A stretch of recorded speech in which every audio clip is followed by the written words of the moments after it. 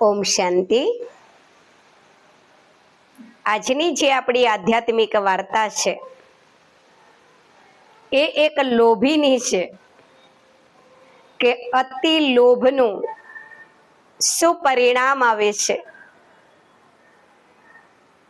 એક ગામની અંદર એક ભાઈ હતા, બહુ લોભી હતા।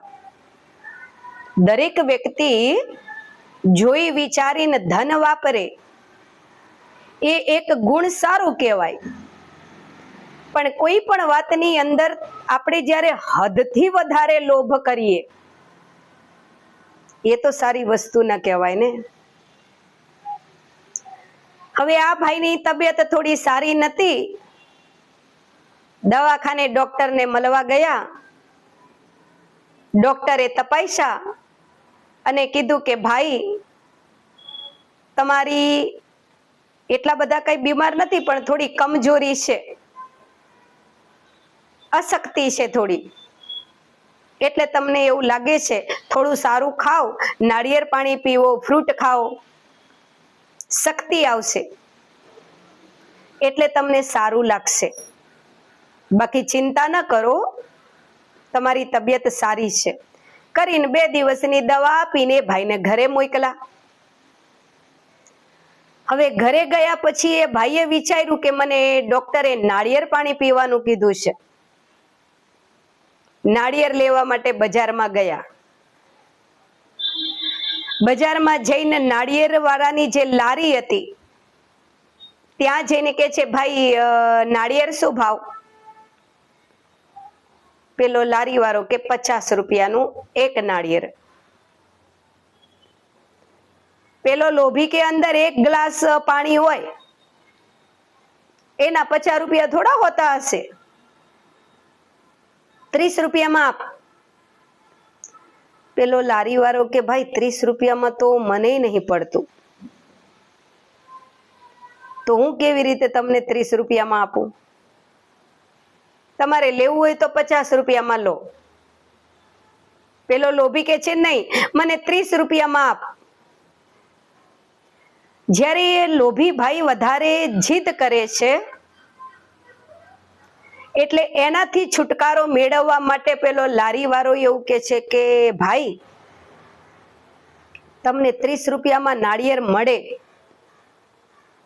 પણ અહીંયા બજારમાં ના મળે, લારીમાં તમારે માર્કેટમાં જવું પડે, તો માર્કેટમાં તમને 30 રૂપિયાનું નાળિયેર મળી રહે। પેલો લોભી કે માર્કેટ ક્યાં આવ્યું? તો ઈ કે બસ અહીંથી અડધી કલાકનો રસ્તો હે, જાઓ, ત્યાં તો ઢગલે ઢગલા નાળિયેર હશે, મળી રહેશે તમને 30 રૂપિયામાં। પેલા લોભીએ વિચાર્યું કે બજારમાંથી જો નાળિયેર લઉં તો 50 રૂપિયાનું મળે છે, અને જો હું માર્કેટમાં જઉં હોલસેલનો જ્યાં વેપાર થાય ત્યાં તો મને 30 રૂપિયાનું મળે। અડધી કલાક હાલવામાં શું વાંધો છે, માર્કેટમાં જઈને નાળિયેર લેવા દે। એ ભાઈ તો ચાલતા ચાલતા ચાલતા હોલસેલનું જ્યાં માર્કેટ હતું ત્યાં પહોંચ્યા। માર્કેટની અંદર એક વેપારી નાળિયેરના મોટો ઢગલો કરીને બેઠેલો। આ લોભીએ જઈને શેઠને પૂછ્યું કે ભાઈ નાળિયેર શું ભાવ? તો માર્કેટના જે વેપારી હતા એને કીધું કે 30 રૂપિયાનું નાળિયેર, પણ તમારે જાજા નંગ લેવા પડે। પેલો લોભી કે છે નહીં નહીં, મારે તો 2-3 જ જોતા હે, 2-3 દીમાં તો મારી તબિયત સારી થઈ જશે, ડોક્ટરે મને નાળિયેર પાણી પીવાનું કીધું છે, પણ 30 રૂપિયા તો બહુ કહેવાય, થોડા ઓછા પૈસા કરો। પેલો વેપારી કે ભાઈ હોલસેલનો ભાવ જ 30 રૂપિયા છે નાળિયેરનો, તમે કોઈ પણ દુકાને જઈને કોઈ પણ વેપારીને પૂછો, તમને 30 રૂપિયાથી નીચે કોઈ નહીં આપે નાળિયેર। પેલો તો કંજૂસ લોભી એને એવું થયું કે પ્રયત્ન કરું, કદાચ 30 રૂપિયા કરતા ઓછામાં નાળિયેર મળતું હોય તો પેલો કંજૂસ ભાઈ વેપારીને કહે છે કે શેઠજી 30 રૂપિયાથી ઓછામાં નાળિયેર ના મળે? વેપારી કે મફતે મળે. તમારે જો 30 રૂપિયા ના ખર્ચવા હોય તો મફતે નાળિયેર મળે. હવે જેવું મફત મળે એવું સાંભળ્યું લોભીએ. એ તરત પેલા શેઠને કે છે, શેઠજી કઈ જગ્યાએ મળે મફત નાળિયેર? શેઠ કે નદી કિનારે. નદી કિનારે નાળિયેરના ઝાડ હોય ત્યાં મફત મળે નાળિયેર. તો કે અહીંથી નદી કેટલી દૂર છે? તે કે 1 કલાકનો રસ્તો. 1 કલાકમાં તો તમે નદી કિનારીએ પહોંચી જશો. ત્યાંથી જ બધો માલ અહીંયા આવે છે. ત્યાં કદાચ તમને મફતમાં આપી દેશે ત્યાં વાળો ભાઈ. લોભીએ વિચાર્યું કે નાળિયેર જો મફતમાં મળતું હોય નદી કિનારે તો માર્કેટમાં કોઈ દિવસ 30 રૂપિયા અપાય? કારણ કે 1 નાળિયેરના 30 રૂપિયા. તો હું 4 નાળિયેર જો કદાચ લઉં તો 120 રૂપિયા થાય. એના કરતા 1 કલાક ચાલી લેવા દે, અને 1 કલાક ચાલી અને મને નદી કિનારે જ જવા દે. ત્યાંથી મફત 4-5 નાળિયેર લઈ આવું. એ લોભી તો ચાલતો ચાલતો ચાલતો નદી કિનારે પહોંચ્યો. હવે નદી કિનારે તો લાઈનસર નાળિયેરના ઝાડ હતા અને સરસ ઉપર નાળિયેર મોટા મોટા લાગેલા. લોભીએ વિચાર્યું કે ઓહો, અહીંયા તો કેટલી બધી નાળિયેરી છે, અને દરેક નાળિયેરી ઉપર કેટલા બધા ઝાડ છે, નાળિયેર છે ઝાડ ઉપર. 2-4 નહીં, 8-10 જ લઈ જવા હે. અહીંયા તો મફત મળે ને, તો શું કામ ઝાઝા ના લઈ જાઉં? પણ નાળિયેર લેવા માટે મારે આ ઝાડ ઉપર ચડવું પડશે. ઝાડ ઉપર ચડવું તો મને નાળિયેર મળે. નદી કિનારે જેટલા પણ ઝાડ હતા એ બધા ઝાડને વારાફરતી જોવા માંડ્યો. કયું ઝાડ નાનું છે, નીચું છે થોડુંક, જેની ઉપર હું ચડી શકું. કરતા કરતા એક નાળિયેરી એને પસંદ આવી ગઈ કે આ બીજી તો બહુ ઊંચી છે, એના કરતા આ થોડીક વધારે નીચી છે, લાઈ આની ઉપર ચડવા દે. નાળિયેરે હારા ચોઈટા છે ઉપર, 10-12 નાળિયેર છે. આટલા તો બહુ થઈ ગયા મારે. એ ભાઈ નાળિયેરીના ઝાડ ઉપર ચડવાનું ચાલુ કર્યું. ચડવા જાય ને લપસી જાય ને ચડવા જાય ને લપસી જાય ને કરતા કરતા કેટલી મહેનતે 1 કલાકે નાળિયેરીના ઝાડ ઉપર ચડ્યો.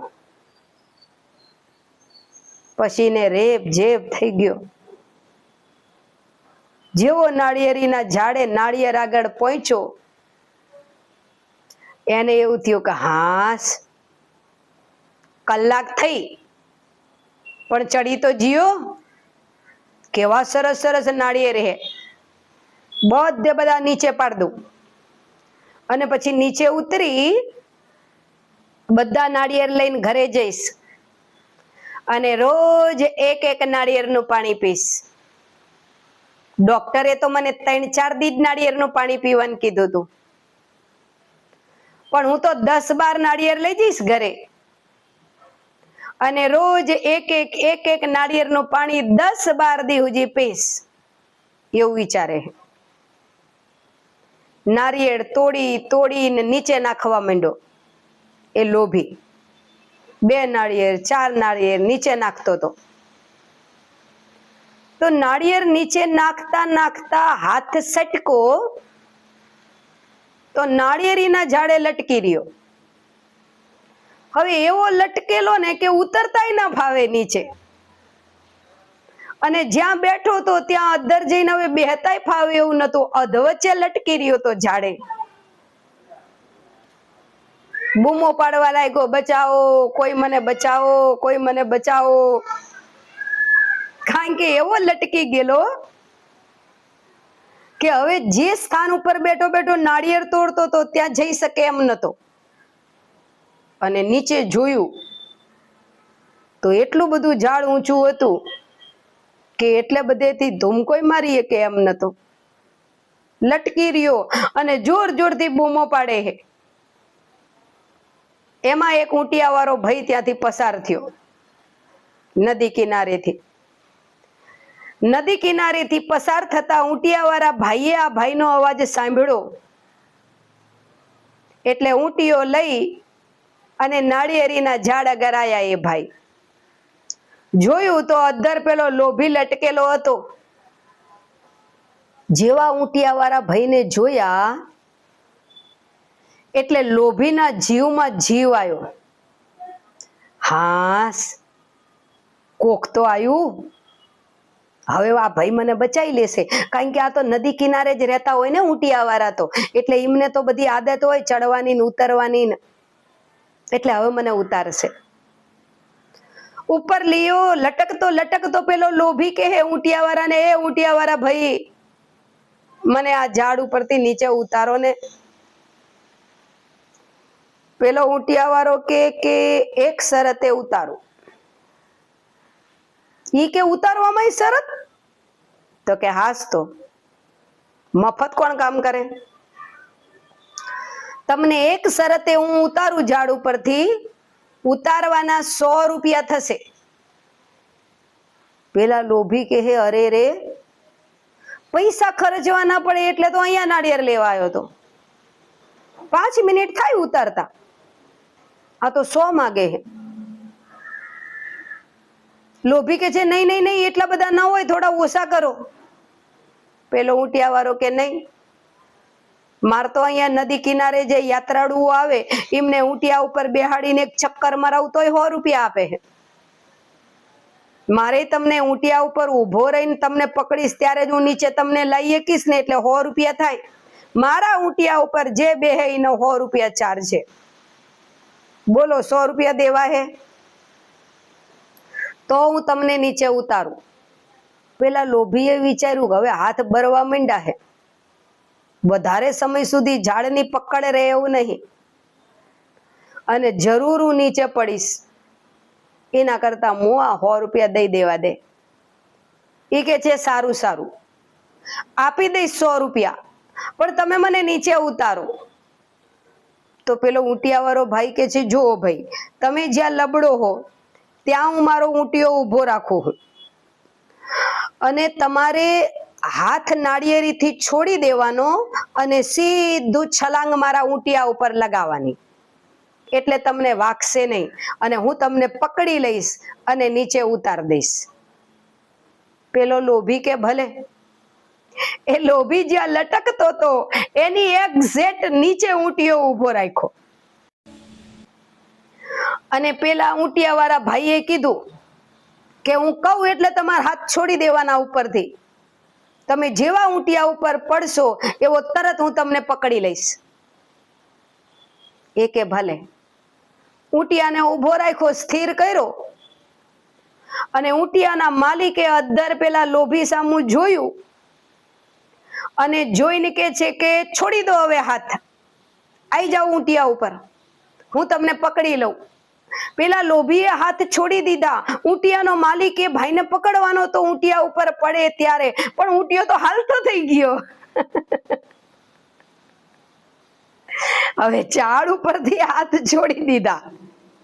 એ લોભીને એમ કે ઊંટિયા ઉપર પડું એટલે મને વાગે નહીં, અને આ ભાઈ મને પકડી લેશે, પણ ઊંટિયો તો હાલતો થઈ ગયો. એ તો મૂંગો જીવ હે, એને થોડી કઈ ખબર પડે.